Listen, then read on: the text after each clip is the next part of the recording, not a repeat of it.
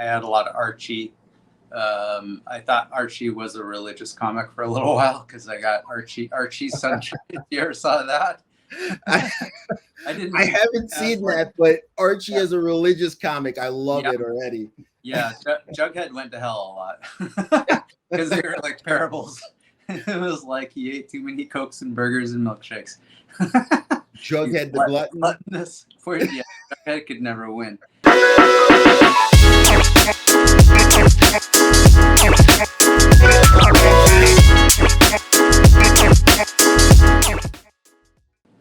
And we are live. What's up, everybody? Sketch Guide here. And my special guest for today, you guys are really going to get a kick out of this. I have Todd Blackwood. Todd is going to talk to us about his comic creator story, how he got into the industry, and you'll become more familiar with some of his work, his influences, and what makes Todd Blackwood an artist to know. So, Todd, welcome. Thank you for joining me on the Fandom Collectibles YouTube channel. Thank you. It's great to be here. It's a pleasure having you here. We've been in communication for a while, and I really appreciated some of your input regarding what was going on the IG page. It seemed like you would be a natural fit to kind of come on here on YouTube and to have us just really discuss your work. So, let's talk a little bit about the beginning.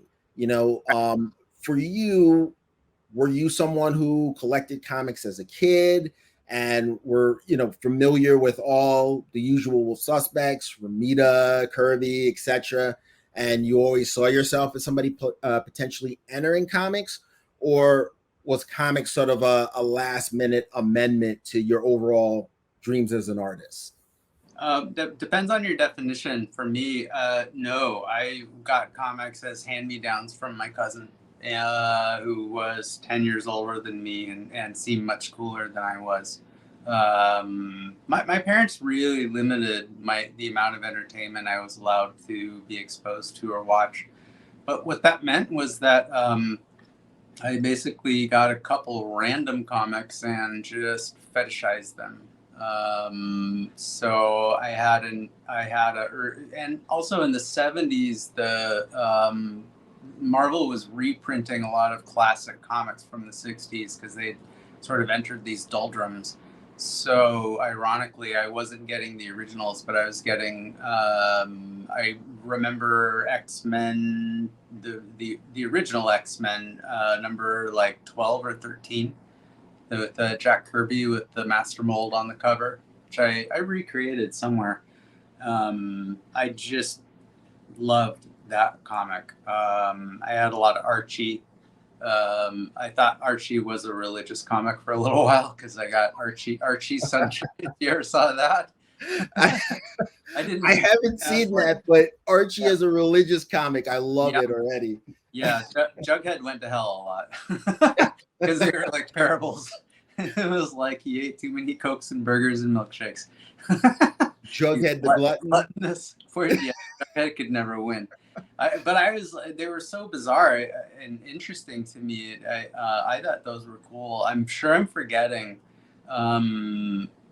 It took me a long time to realize that people drew comics. I didn't realize. I don't know where I thought they did come from. But the first artist who I recognized was Gil Kane from Spider-Man. His work on Spider-Man with John Romita, who passed recently, inking him, was one of my favorite art combinations of all time. And I would look at that credit box and think, what is a Gil Kane? I was starting to read.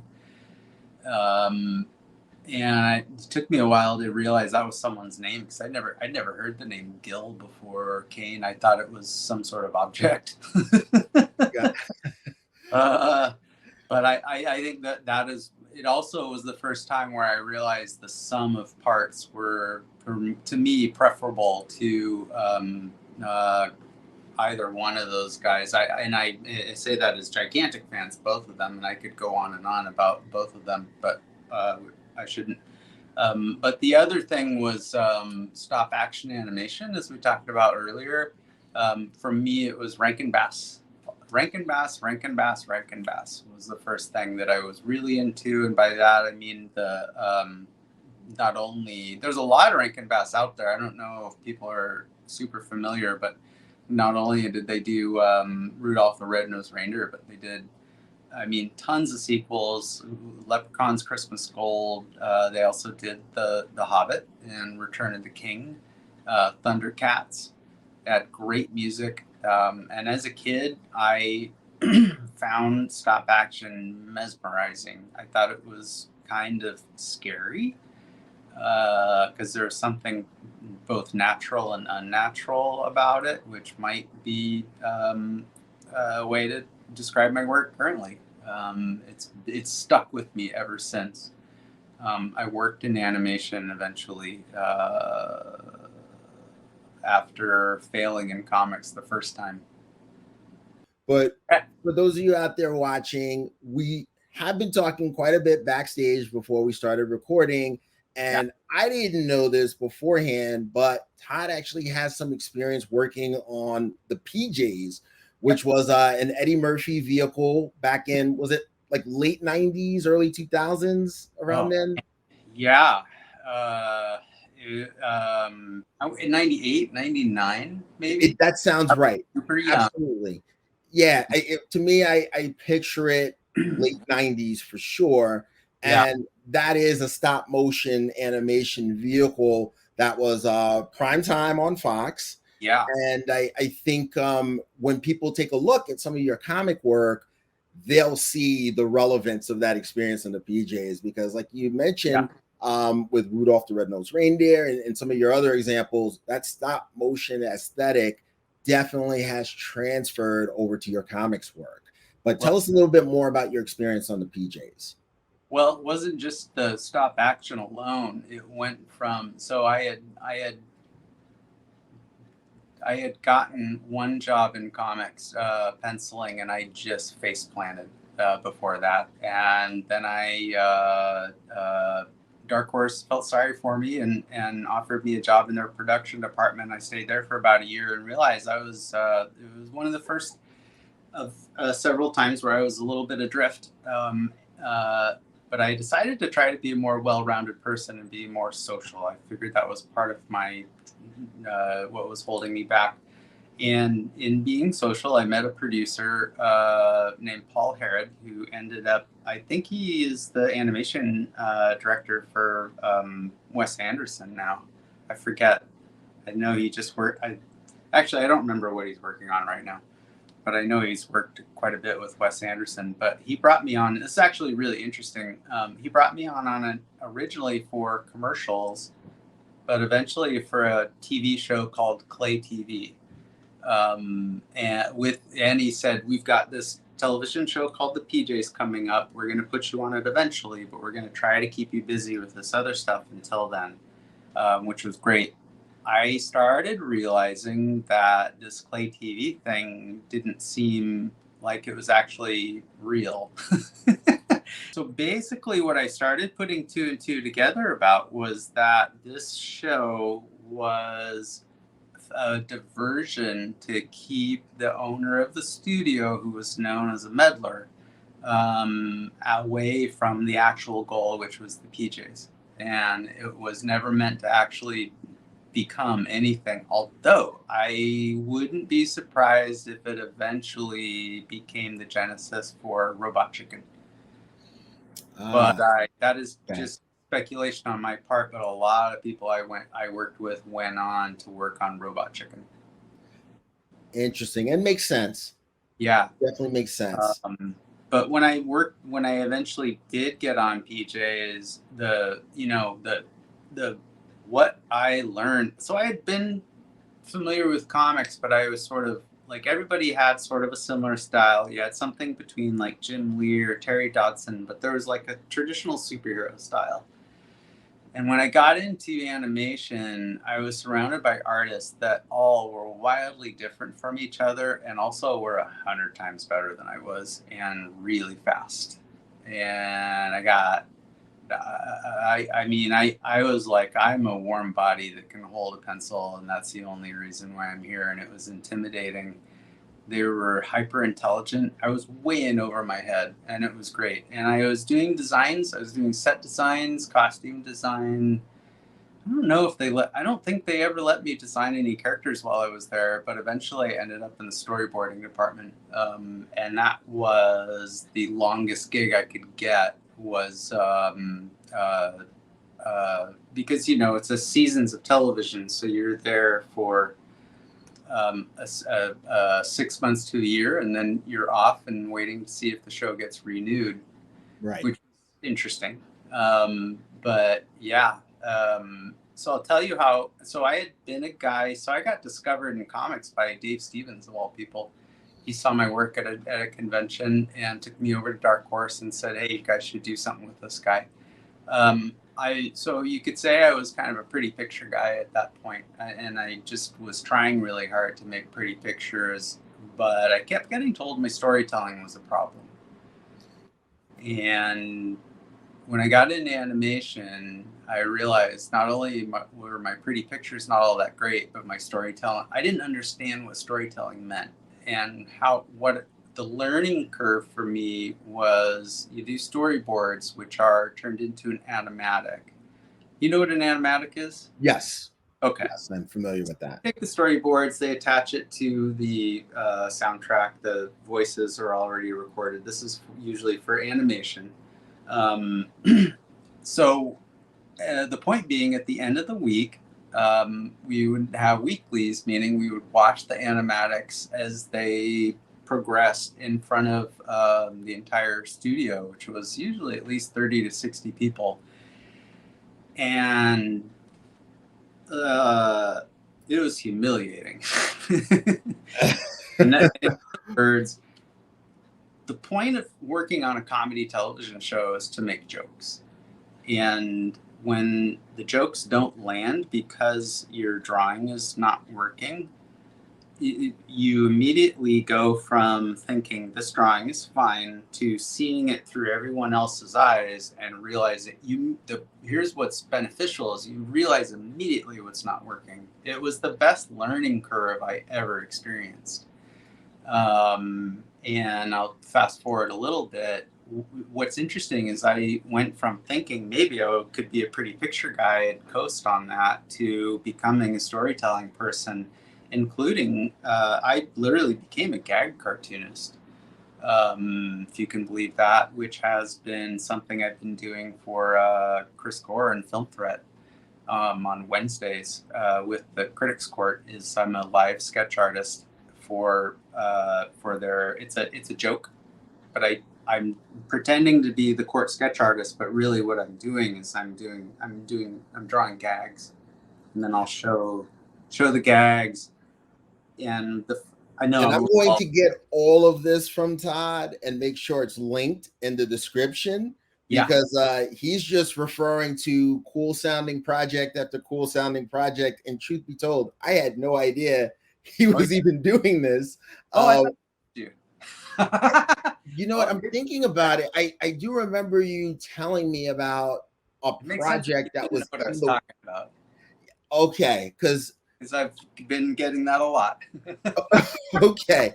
So yeah, this is definitely something that people need to see with their own eyes. And so, I'll make sure that there are the proper links so they can access this and take a look at what you're referring to. Go to just plug in Film Threat Star Wars is an easy, quick way to cheat and do it. But yes, I'll definitely send you the link. It's been really fun and really funny, because people are acting out and playing a part. Chris is dressed as a judge. And so what I didn't realize when I agreed to do this was when I would hold up the drawings that I was doing, there would be this silence for a moment, and I realized everyone's trying to not break character. And that became kind of my satisfaction is, if I get people lose their concentration for a minute because the joke's funny. And I realized that when the joke wasn't as funny or I wasn't getting that reaction, I was like, I gotta do better next time. But it's been a kick. And I've met some really cool people. I don't know if you're familiar with the Critical Drinker. Um, I am familiar with the critical drinker. That is definitely a cool contact.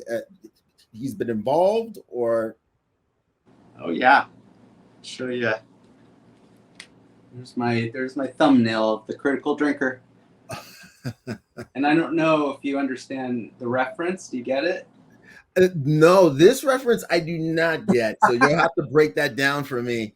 All right, so that's from the Star Wars Christmas special. Oh, okay. Remember, Harvey Korman had a hole in his head, and he would pour his drink into it. And I never forgot that as a kid. I was like, "What am I watching?" And so when I would do these pictures of when I did the critical drinker, he's always drinking, of course, that because that's the joke. And I thought I'm gonna make him pour in the drink into his head like Harvey Korman. And yeah, I don't know if the joke's really landed with everybody, but I think it's really funny. Listen, But it's a deep cut, it's a deep cut, but the Star Wars Christmas or holiday special comes up often enough where I'm sure lots of people got it immediately. For me, I remember that's something that I think a friend of mine got on bootleg back when I was maybe 14 at a local comic convention. And we watched it thinking this was going to be like real Star Wars or something that was a little bit more consistent with the original trilogy. And my main takeaways, Chewie's family. I remember seeing that and being like, oh, that, that was cool. Little more Boba Fett. With terrible jokes, talking about jokes just bombing. More than a few. Though you almost say the entire episode was a terrible joke. Although I saw it live as a kid when it came out. I was super young, and I literally was like, what did I just watch? But I loved it. I mean, I just, any Star Wars, it didn't matter. I was thinking to myself, this is really strange. But that animated sequence with Boba Fett, that was the first appearance of Boba Fett. Nobody had ever seen the character before. And the fact that, they never, anything Star Wars related, they never got the original cast back together like that. Because I kept thinking this can't be real. Wait a minute, there's Mark Hamill, there's Harrison Ford, there's Carrie Fisher, and everybody else is in this. And I just thought, I can't believe it. I mean, I loved it. Loved it. I would say you have to watch it at least once as a Star Wars fan. And don't take it seriously.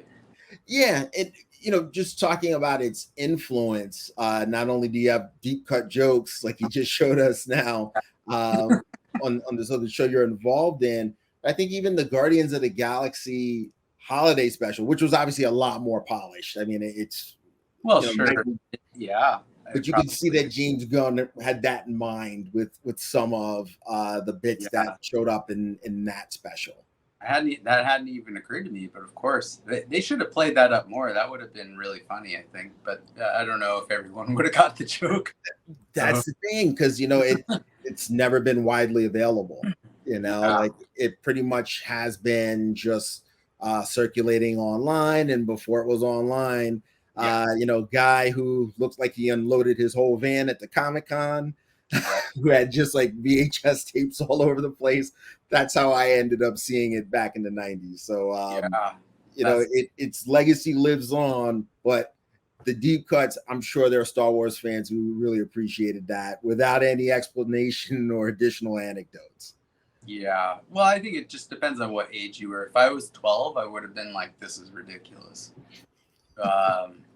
But I was like 6. I don't remember exactly, but I was so little. I never was entirely sure what was real and what wasn't. That happened, or was it? I don't know. The world was so much more of a Wild West culturally or pop culture before it became more refined and whatever it is now. It's very different. And before things you knew would really be archived for the long run. And that makes a huge difference also. If you're George Lucas and you're basically getting some kind of payday to have the cast reassemble for this special that you think is going to air maybe, one time or a couple of holiday seasons and then just fade off into, cultural memory, then Yeah. maybe you do it. But once you find out, oh, people are bootlegging this thing and their Yeah. streaming services, and This. Yeah. then it may not have gotten made if you were aware that it would have these kind of lasting repercussions in terms of how people view the franchise. Oh yeah. I So think. Yeah. different world. Oh, totally. So one of the questions that I had for you before I knew about all this other cool stuff you were doing, because I didn't know you worked on the PJs, I wasn't aware of this other project. A lot of people aren't. I did kind of talk to you a bit, particularly about the Warriors comic miniseries, because when we were, I guess, trying to pinpoint a breakthrough for you in comics, this came up. I mean, you had obviously been working in comics long before this, but in terms of something that allowed you to somewhat reinvent yourself. Awesome. So if you could tell us a little bit about this Warriors series. Let's see. If I could sum it up, I got a job in comics. I face planted. I worked in production for a little while, and then I kind of drifted and fell into animation. There's a lot of falling into this or that, and then eventually, but I learned how to draw those in animation. I learned how to tell a story. I ended up better at telling a story than the pretty drawings, shall we say. But I had a lot of contacts in comics still, especially locally. And so by then they were asking, when are you going to come back and draw some comics? And so I started segging out of animation. I had picked up an important skill, which was storyboarding, which applies to commercial art, which would become important for me later. But I started drawing comics here and there for Dark Horse, Boom, Dynamite, some others I'm probably forgetting. But a lot of it ended up, like, my drawing was, I could tell a story, but my drawing was really struggling. I don't know if you can see that real well. Yep. And I don't want to throw anyone under the bus except myself. Everyone else brought their A game, but here's what happened is I hit a groove because I could make deadlines on short notice for people. But the problem that began to surface was if given more time, like, okay, this is the one you need to really knock out of the park to really establish yourself. I didn't have it. I couldn't do it. I couldn't figure it out. And that became a bit of a crisis for me. However, so there's a lot of books that I don't really consider me or whatever you want to call it. But the one that I am very proud of is, of course, The Warriors, because it was kind of my friends and I's baby. The Warriors, in some ways, like the Star Wars Christmas special, was unavailable for a long time, to my knowledge. And I had a friend who, his wife was a nurse, so he was the guy who was home on Friday nights a lot to be with the kids. He had kids younger than my other friends, so I always knew he was a captive audience, and I could come over and bring a 6-pack or whatever. But he called me one night and said, "Oh my God, the babysitter left a VHS tape in the machine, and it's got The Warriors on it. You have to." And I was like, "I'll be right over." And we watched The Warriors every night for like 2 months. Because before that, we would talk about The Warriors. We both were obsessed with The Warriors. And as I was watching it, I hadn't seen it in a long time. And this was in the early 2000s, I think. And I had started drawing comics again. But I kept watching it, and the ending would happen. And then I would think, wait a minute, then what? I don't understand. There's certain things that are left. There's open. What am I trying to say? There were loose ends. Loose ends. That's the word I was trying to think of. Yeah, thank you. There were loose ends, and I thought there's some things that don't make sense. And so I started formulating this idea in my head of where the story would go from that point. because yeah, there's like a fairy tale ending. They're literally supposed to walk off into the sunset, but I thought there's real legs to this, in my opinion. And I thought, and the first thing that I couldn't quite figure out was what happened to Ajax. Because he goes to jail, and I thought there's kind of the theme of like you don't leave your brothers behind, and I thought, okay, so is Ajax in the Warriors still? Is he dead? Do they just leave him there? What do they do? And I thought, well, he's got some things to atone for, obviously, but also I don't think they would let that hang. I think they would do something. And so I started concocting, like I said, the story in my head. And so my friend and I would go to Comic-Con in San Diego, and one of the things we would do is walk around and try to figure out who had the rights to the Warriors. And every year they would say, no, nobody knows. And then finally, one year we were sitting at a table. I was sitting at a table with Dave Stewart and my friend Herb, and some fellows that we knew who used to work at Dark Horse, so I think were working at Dynamite, came up and said, all right, you idiots, we got the rights to the Warriors. What do you do with it? And I immediately said, we call it, we break Ajax out of jail, and we call it jailbreak, like the Thin Lizzy song. And he was like, all right, let's go home and draw up a pitch. And it was interesting. After all the struggle of trying to get other projects going, this one just went. And I was drawing this book at the same time by Patricia Briggs that was based on a fairly popular fantasy series, I think. And I really, is no reflection on the material, but it really wasn't my thing. But at the same time, I was doing all the layouts for the Warriors for my friend to finish, and was having so much fun with it. It was really kinetic. We became friends with the late Jason Pearson somewhere around this. Jason did a cover in here somewhere, which we should talk about Jason later, but I would say it is the one time we tried to really reflect an influence of his into our own work. And as an aside, when they said, okay, what would you guys do with the Warriors?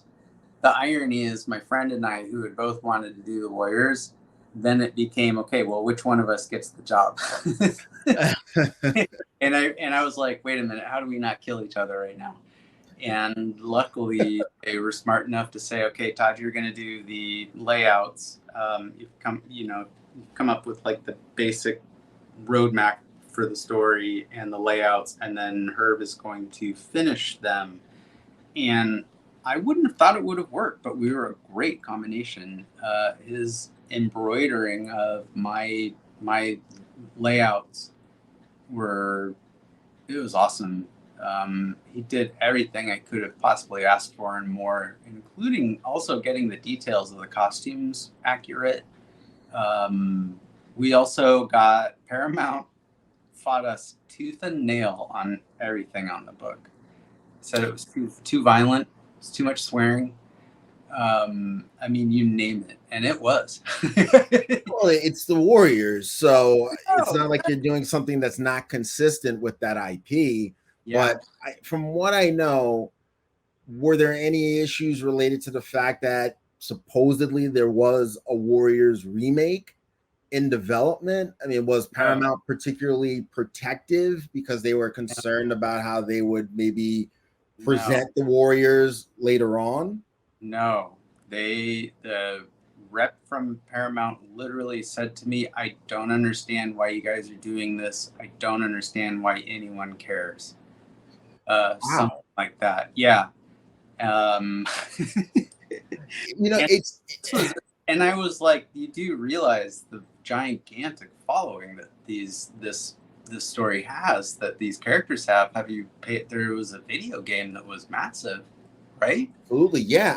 I was a huge fan of that game. That game, it didn't sell well in comparison to like a Halo or some of the console Right. defining franchises. But from what I know, that game was not struggling to sell. It had quite a No. fan base. It was a Yeah. big part of that generation's output. Yeah. You Well, know, the funny kicker to all this is they sent us all these notes saying you have to get rid of this blood and change whatever, blah blah blah. And so so we didn't change anything and we sent it back to them and said, "Okay, here you go." And they said much better and they printed. so we're getting some insight, lessons from the Todd Blackwood school of dealing with studio or publisher notes. Yeah. Just say we're going to make the changes, and then those folks tend to be so fickle and wishy-washy anyway. Yeah. They don't even look. They just want to know that you're compliant. You Yep. say you will make the changes. If you don't make the changes, chances are they're not going to read it or look at it again anyway. So You didn't hear this from me, but if they send you a contract and you rewrite it and send it back to them, there's a good chance they won't notice. I believe it. I've done that, but I have known other people who've done that. I'm not saying it's necessarily a good idea, but it's true. Right. Yeah. Not recommended, but if you did it, Talking about, yeah. chances are you might be able to get away with it, at least for a little while. Yeah. I will say though, when I was doing the Warriors, this was a real low point for me. Otherwise, it was a high point and an otherwise low point where my drawing had suffered so much. It was the one bright spot where I thought to myself, "This is really flowing. Something good is happening here. I do have some kind of talent somewhere, but I am really having a hard time tapping it." But it sounds like this project meant so much to you, just based on your experiences growing up and how you attached to it. And you immediately saw that it was an opportunity to work with a close friend and really kind of dedicate yourself to comics in a way that you hadn't been able to for quite a while. Well, and also then it blew up. It sold out. You can't find it online, and I think there's one copy on Amazon for like $1,500 or something. But we went to San Diego, and we got to meet all the actors from the Warriors. And James Remar, who played Ajax, of course, was the one guy who had kind of a sizable career since then. He was on, you name it, 48 Hours, the Battlestar Galactica reboot. And so we were trying to make a game plan of how to get to him to show him the book. And I don't remember if texting must have been a thing at this point. I don't remember. 2011, I think, yeah. Was it that late? Yeah, it must have been then. So Herb says, "Get over the table right now." And I'm like, "Why?" And he's like, "Just do it." So I get over the table, and James Remar is standing there. And he had seen the book and loved it and came over to tell us how much he enjoyed it. I don't know if you remember this line from the movie, but I must have been bug-eyed because I saw him and I was like, "Is that what?" I was like, "Oh my God." I mean, it so threw me. And he was signing something, and I'm walking over to him trying to be composed. And he looks at me and he goes, "You see this pen, kid? I'm going to shove it up your ass and turn you into a popsicle." From the, from the movie, the baseball bat with the baseball furies. and I was like, and he goes, "I'm just kidding. Don't look scared." I was going to say, for me as a New Yorker, I know that overall the Warriors is thought of as a cult classic, but it has special meaning in New York City in particular. And it's just hard for me to imagine that Paramount or somebody working for Paramount would be confused about the amount of fan enthusiasm and interest in a Warriors project. That's just mind-boggling to me. Well, and the fact that became like it got turned into a motion comic on YouTube by somebody. I don't even know who did it, and it's gotten huge views. And people are all talking about it and wondering about it, and yeah, we had two more. It was supposed to be a trilogy. We had two more planned. It was supposed to go Warriors Jailbreak, Warriors Copland, and then Warriors Inferno. Yeah. So what happened? Is it mainly Dynamite and some decisions that they made, or does this go back to Paramount and not knowing what to do with the Warriors as a franchise? It's anybody's guess, but I would probably say, for one thing, it kept getting talked about being remade, and of course that plays into not knowing what to do with it, because I think in a sense, a remake sounds terrible. Especially they keep talking about making it modern and all this different stuff, and it's like that. Don't. It's not the Warriors. It's a fairy tale. It's very surreal. At least it's just my opinion. But what they should do is make it animated and let me design it. But I'm all for that, especially given the success of the video game. It's supposedly it's been in development by the Russo brothers. That was one of their projects to do for Netflix. So we'll see. I don't know. I know what to do with it. I hope you get another opportunity to do your thing with it. I just feel that all talks of the Warriors in a more modern context, I don't really see that working. I think your ideas about animation are dead on. And if nothing else, what you started in comics, it would be great if you had another opportunity to do that second and third part. The fans have already approved of your vision and your take on the Warriors. I hope you get the chance to see it through and deliver those other installments. We had 85 new gangs we were going to introduce at one point. And who was a big influence on me that I'd forgotten about until now. So I went through and did new designs as I got better as an artist in the last 4 or 5 years. But somebody who I'd love to work with someday is Robert Valley. You know who that is? I do, yes. Yeah. I see Warrior's influence all over the place in his stuff.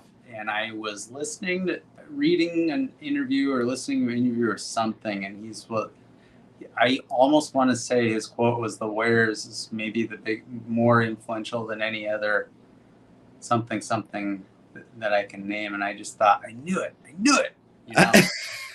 So I have some designs that were like me trying to channel Robert Valley that I forgot about. I should dig those out. I'll send them to you. They're pretty fun to look at.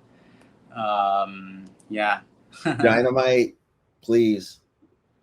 I don't know. We may have to get some kind of petition going, maybe we got to hit Kickstarter, but what you're describing right now, I think Warriors fans would be more than willing to line up behind you and the vision that you're presenting. So I as an aside, I would love to have input into the soundtrack, because one of the things that influences me as an artist is rock and roll. I will, to kind of get my juices running, or whatever you want to call it, listen to music. I grew up in an era where superheroes and movies had great soundtracks. So I'm talking about Superman, John Williams, but also James Bond. For me, I want to hear a theme song in my head when I, think of a superhero. The old Adam West Batman TV show, it was goofy as hell, but man, that theme song's awesome. Supposedly the first song Prince. What's that? Supposedly the first song Prince Rogers Nelson learned to play as a child. The Batman theme song on piano. So wow. We can say what we want to say in terms of it being goofy and how disconnected it may be from Batman's origins, yada, yada, yada. But the Batman 60s series made Batman part of the cultural lexicon and set the stage for all these films that have come since then. Absolutely. Yeah. And I'll, as an aside, say I caught that show as a kid and had no idea it was a comedy for years. I took it really seriously. Me too. Watching the reruns, I didn't think it was a comedy. When Batman's like, you know, tied up on a conveyor belt and we're getting the will Batman be able to? I was on the edge of my seat at 5. Oh yeah. You know? Yeah. So I didn't see it as a comedy. That giant clam.